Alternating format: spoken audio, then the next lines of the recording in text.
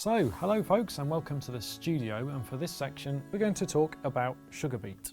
Now, before we talk about sugar beet, I've got to talk a little bit about Graham Morfoot here, who joins us in the studio today, and you're something of a prolific layout builder, aren't you, Graham? Because let's face it, we've had quite a few of your layouts in the magazine and on the DVD. So we've had Billingborough, we've had, what else, Caroline Concrete Works recently. Ben Morfoot Peat Railway. Ben Morfoot Peat Railway, so that was a narrow gauge little peat line. That's right. And it seems all of the layouts that you build are around a certain sort of theme in industry. So whether that's concrete, whether that's sugar beet, whether that's a peat factory, a peat works. So I've got to ask the question, because I've never seen anything like this before, why a beet factory? Well, I was looking for something which is local, which I usually try and do a local, and industrial. Yeah. Now, there's not much industrial railways in South Lincolnshire. I'd done obviously the potato railway, so an inspiration came. Well, there used to be in Spalding a very large sugar beet factory with a rail connection from Spalding station. Long gone now, they're actually building a power station on there. So that was the inspiration. And talking to local people, there was quite a bit of information, historic information that I could get from local people. Very little published, but as a child I would come here with the farmers with a loaded sugar beet lorries, so I remember what it was like.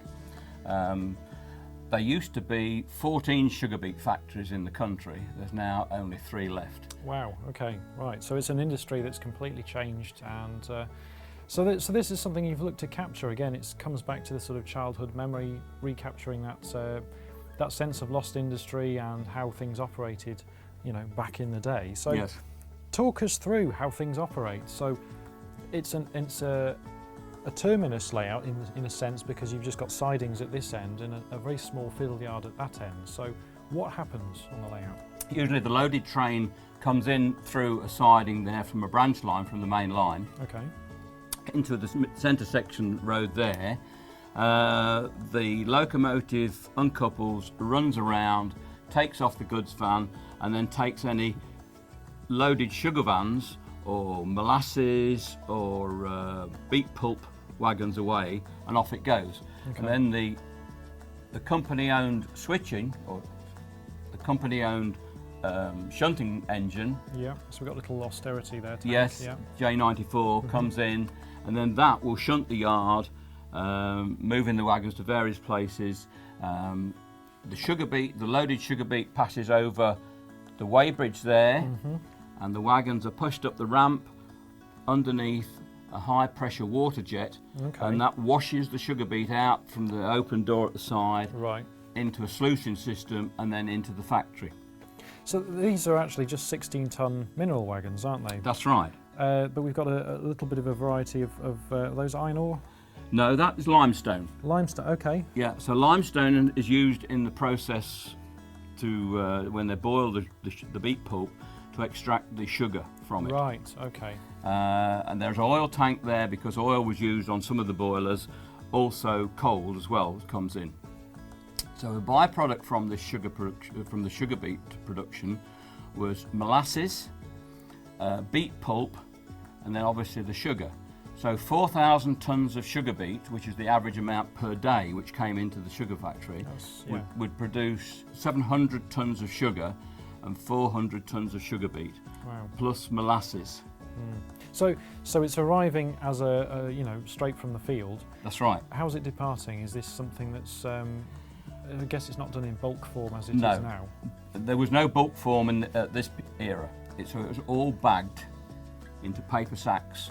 Okay. Now the beet pulp, which is the byproduct which is used for animal feed, would be in Hessian sacks, or if it was going locally, it would be just loaded bulk into a wagon. So there's very little waste out of the process, really. You get all that sugar and then you get the byproduct which you can feed to animals. So yeah, it's not just the product of sugar beet arriving in the factory.